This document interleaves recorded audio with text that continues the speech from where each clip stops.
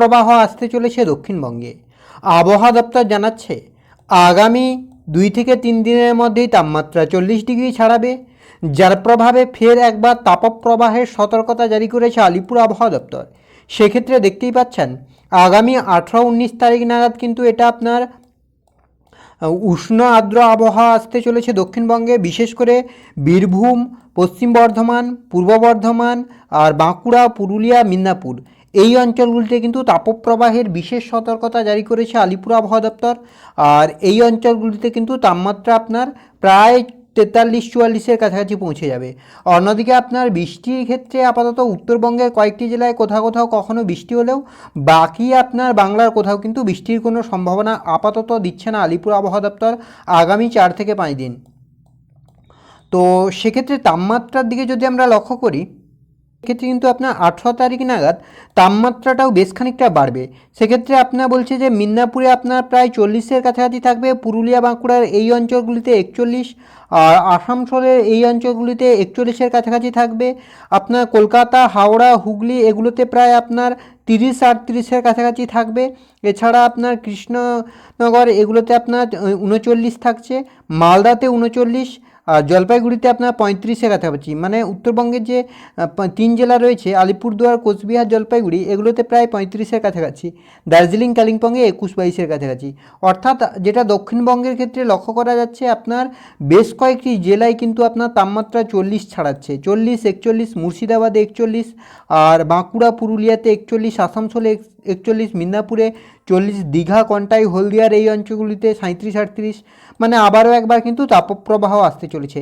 এবার যদি আমরা উইন্ডির মাধ্যমে লক্ষ্য করি যে আগামী কয়েকদিনে কোথায় কতটা বৃষ্টির সম্ভাবনা রয়েছে আর কবে বৃষ্টি আসতে পারে, তাপপ্রবাহ নিয়ে কী আপডেট আসছে, তো সেক্ষেত্রে উইন্ডির আপডেট যেটা বলছে আমরা যদি স্যাটেলাইট চিত্রের মাধ্যমে দেখার চেষ্টা করি যে ঠিক এই মুহূর্তে বাংলার আবহাওয়ার পরিস্থিতি কী রয়েছে, কোথায় কতটা পরিবর্তন। তো এই মুহূর্তে আপাতত আকাশ পরিষ্কার থাকছে, সেভাবে কোথাও মেঘ বা বৃষ্টির কোনো সম্ভাবনা নেই। তবে আপনার যেটা লক্ষ্য করা যাচ্ছে আপনার এদিকে পুরুলিয়া, বাঁকুড়া, ঝাড়গ্রাম এই অঞ্চলগুলিতে কিন্তু আংশিক মেঘলা আকাশ থাকতে পারে, সেই সঙ্গে কিন্তু হালকা থেকে মাঝারি বৃষ্টির সম্ভাবনা তৈরি হতে পারে। তবে আপাতত বৃষ্টির কোনো সম্ভাবনা নেই। তবে এইখানে একটা মেঘ আসছে আপনার উপকূলবর্তী অঞ্চলগুলি দিয়ে।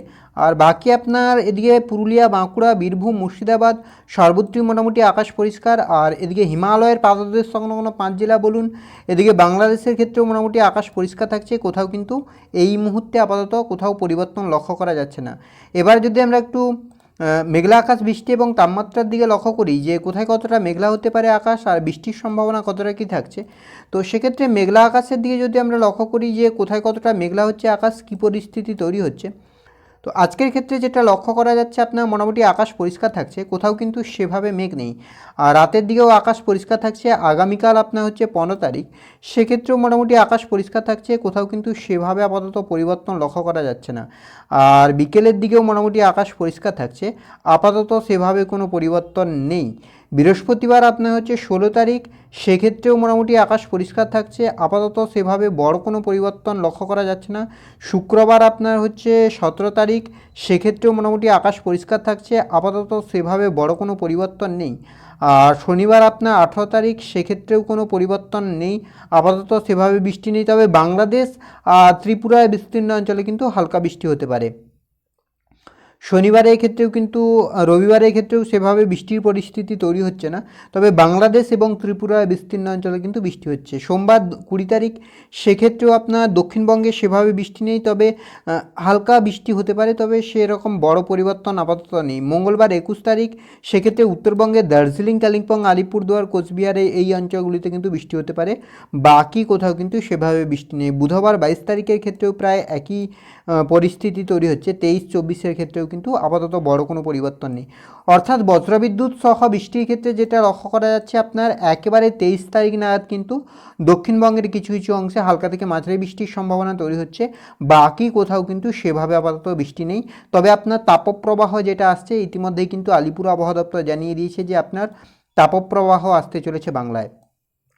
তো এই ছিল এই মুহূর্তের আবহাওয়ার আপডেট।